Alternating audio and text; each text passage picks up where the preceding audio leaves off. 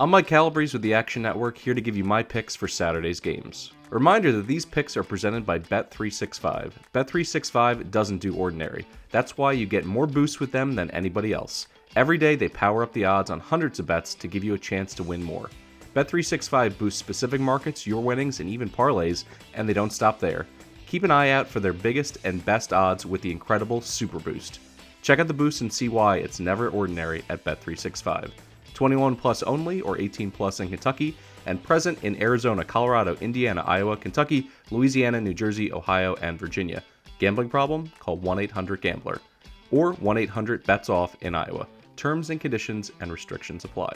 Let's get things started with Oregon catching 5.5 against Creighton, and before we get into the players on the court, let's look at the coaches. Dana Altman has been a savant against the spread in the NCAA tournament. 16-6-1 against the spread in his career, 10-3 against the closing number as a seed underdog, whereas Greg McDermott, since taking over at Creighton in 2010, is just 9-9 in the NCAA tournament against the number. So I like the coaching advantage there for starters. Then you have the best player on the court. Dante continues his heater for the Ducks with an opening round stat line of 23 points, 6 rebounds, 2 steals, and 2 rejections against South Carolina and a runaway win.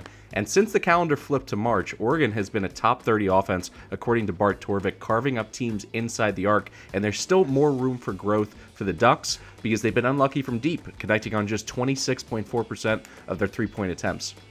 Oregon also enters as one of the Pac-team's best teams when playing up to higher rated teams than they are, so I think that's interesting in terms of them playing against a 3 seed in Creighton, whereas Creighton plays a little bit worse against quality opponents. They beat up against lowly teams, put on some of their best performances of the year, but when they had to punch up, they had some issues. The Blue Jays were also middling on neutral floors, posting a 2-3 record against the spread, while Oregon in such scenarios were 5-3 against the closing number. So a lot of historical data and the best player on the floor. I'll go ahead and take the Ducks plus 5.5.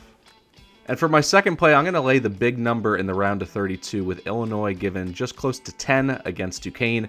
Illinois just broke a team that wanted to play slower, dropping 85 points on Morehead in a 16-point win in which they covered. Morehead brought a lot more to the table offensively than Duquesne, who actually played arguably the perfect game against BYU in their opener. The Duke's main issue is their offense. They sit outside the top 200 in shooting efficiency, and defensive rebounding percentage, and the key will be how they shoot from long range. On the year, they shot just 34% from there, but they made 7 of 18 against BYU and won the turnover battle. That was enough for them to pull out the upset in the 11-6 matchup. But Illinois is going to eat them up on the glass in this one. They enter with a top 20 offensive rebounding rate, and they'll do everything they can to turn this into a track meet. And finally, the Fighting Illini led the Big Ten in runs of 10 or more, what are called kill shots. They had 23 on the season. It's how they ran teams off the floor. In this one, Terrence Shannon Jr. versus Jimmy Clark is the matchup to watch. Jimmy Clark's one of the best defenders in the country, not just from a mid-major, but Illinois has a lot to bring to the table offensively, so I think their overall offensive quality is going to end up winning the day here, so I'll lay the 10 with the Fighting Illini.